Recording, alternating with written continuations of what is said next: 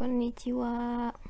Kali ini kita akan belajar tentang keberadaan dalam bahasa Jepang, yaitu imas dan arimas.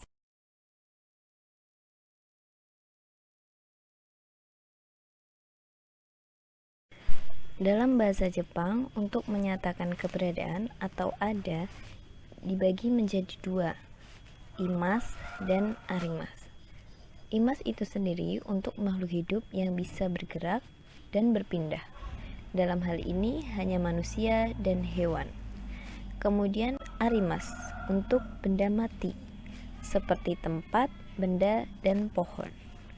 Pohon dalam bahasa Jepang dikelompokkan dalam arimas, karena tidak bisa berpindah dengan sendirinya.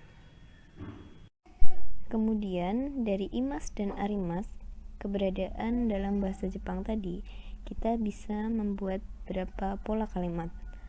Yang pertama, keberadaan benda atau orang di suatu tempat.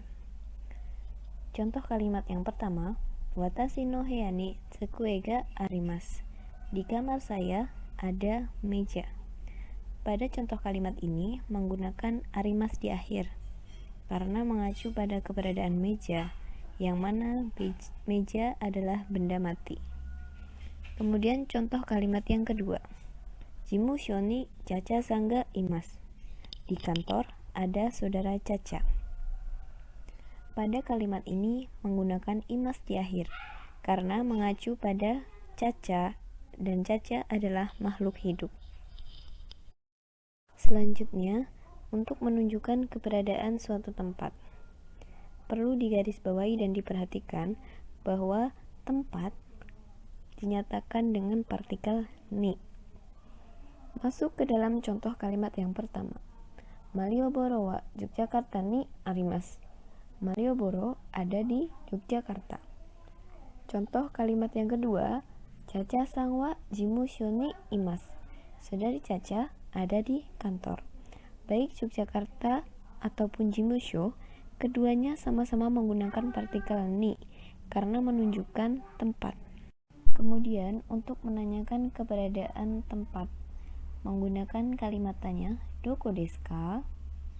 Contoh yang pertama, Kyosetsu wa doko desu ka? Ruang kelas ada di mana? Contoh yang kedua, Byoin wa doko desu ka? Rumah sakit ada di mana? Sekali lagi, untuk menanyakan keberadaan tempat, menggunakan doko desu ka?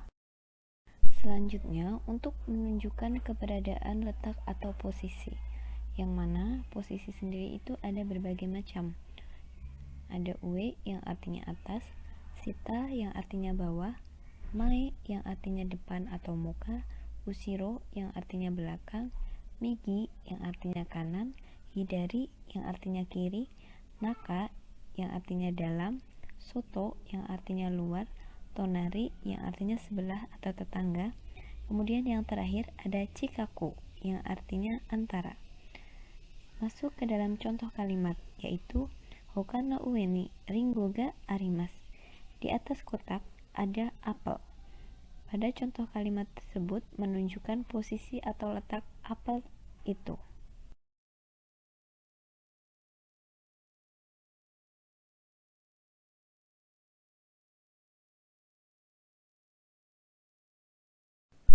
Yang terakhir kita akan membahas tentang ya, partikel ya. Partikel ya digunakan untuk menderetkan benda, tapi hanya menyebutkan sebagian saja, tidak disebutkan semuanya. Contoh kalimatnya, tsukue no ue ni hon ya enpitsu nado ga arimasu. Di atas meja ada buku, pensil, dan lainnya. Pada kenyataannya, di atas meja itu tidak hanya buku dan pensil. Ada berbagai macam barang, tapi hanya disebutkan sebagian saja. Itu tadi adalah pembahasan mengenai keberadaan dalam bahasa Jepang. Jadi, keberadaan dalam bahasa Jepang itu ada imas dan arimas. Terima kasih.